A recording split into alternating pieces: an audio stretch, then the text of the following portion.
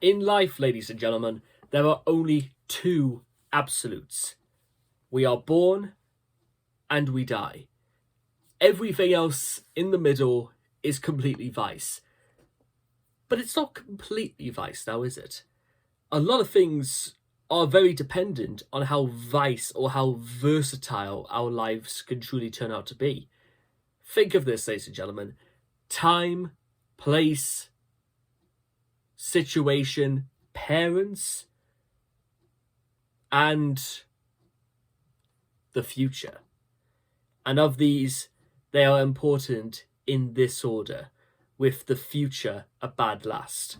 And the reason why the future is often something as a bad last, ladies and gentlemen, is because we may be born, but that does not necessarily mean we know exactly how long we are going to live for.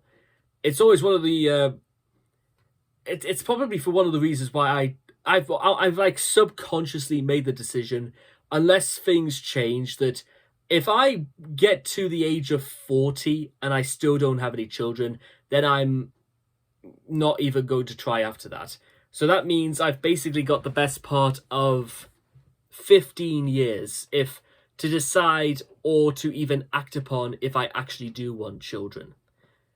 That's a little bit easier said than done, ladies and gentlemen, because the first and foremost part of this process is to have a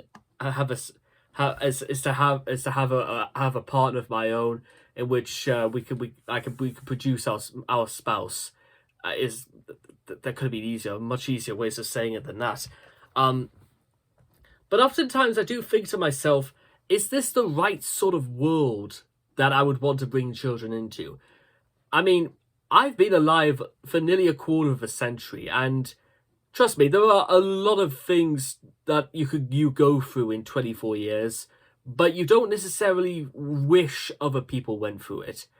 So I've always argued that struggling and fighting against innumerable odds are sort of just part of the process for the very, very successful people.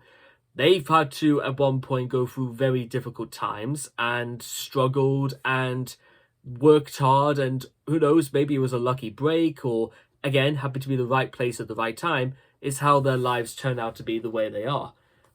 But again, just because that might happen or might not, it doesn't mean it's, whatever's good for the goose is good for the gander. And in my case, ladies and gentlemen, well, I'll tell you what, it's one thing to also be brought into this world to, go through things like, hunger, hardship, or disappointment. But then I've got to ask myself the question, am I even capable of doing such a thing?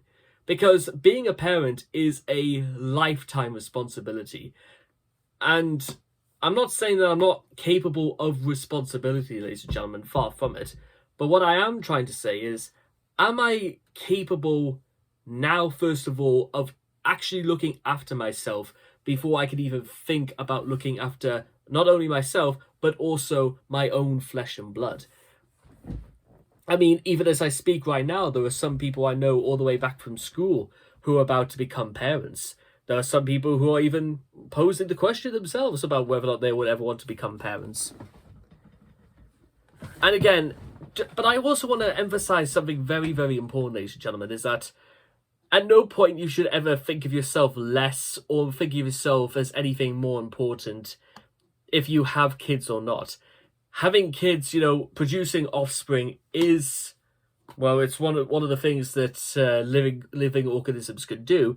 But I'm sure you've all heard of the old adage, ladies and gentlemen, just because you can does not mean you should. And it's a lot more than just saying that you have an offspring, that you have a family. Those things are just words, ladies and gentlemen.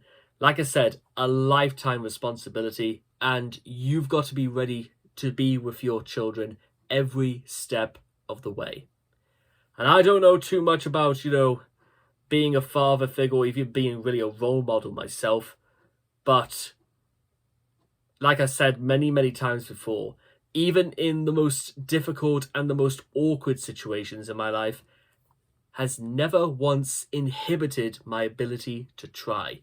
And that is my thought for the day. Thank you.